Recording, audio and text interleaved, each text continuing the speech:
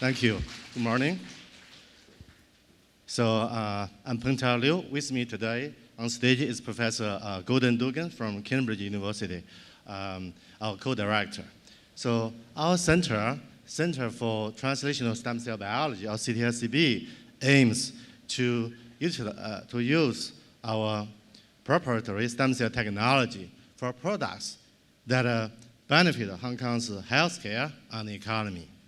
So the technology is called expanded potential stem cells. Let me see. Yeah. So or EPSC, we have established EPSCs, these new stem cells from a number of species, from the mouse, human, to large animals, pig and bovine, and other species. So EPSCs are unique in that they're genetically and epigenetically normal, stable in long-term culture, and they can be induced to differentiate to all types of cells. Therefore, they consider to be a good cell source for cell products, for development, and for fundamental research.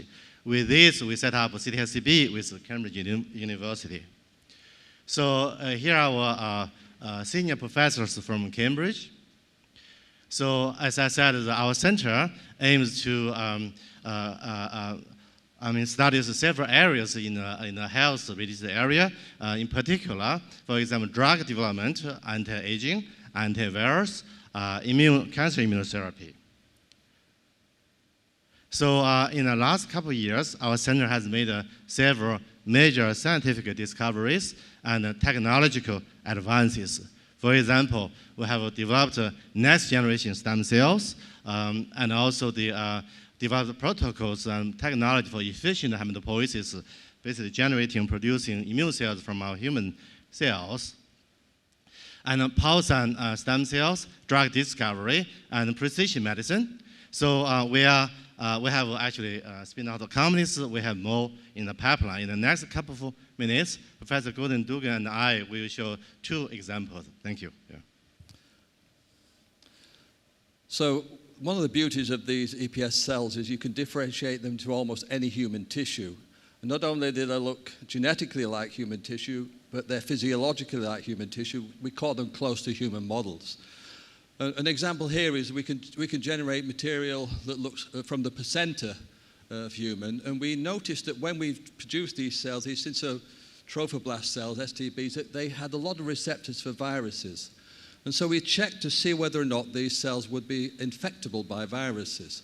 And we found that, in fact, they were, for example, susceptible to SARS-CoV-2 virus. Not only were they susceptible, but they weren't killed by the virus. The virus kept on reproducing, and so you could put very high levels of virus produced in these cultures, which we thought was very attractive for vaccine production. But also, these cells are very adaptable for high throughput screens, whether they're from the placenta, from the intestine, or the lung. And so we focused on setting up screens for using natural compounds or other libraries from our collaborators. And on this simple image here, if you see a green dot, it means the virus can grow healthily. But if you see a blank disc, that's when we've found a compound that is inhibiting that virus and preventing it growing. There's controls on the left, but you'll see at the top of the slide there's one hit which has completely obliterated the ability of the virus to grow at very, very low levels. The other interesting feature of these cells is they're hypersusceptible to antiviral drugs. But not only do they work for antivirals, we've got several hits already on this, and we continue the screening, but Pentel will show you that we can use these sorts of screens for lots of different medicines. Thank you, sir. So the next discovery example is anti-aging. We know aging is a big health issue in Hong Kong and globally. It is for me, Pentel. Yeah, thank you. Yeah.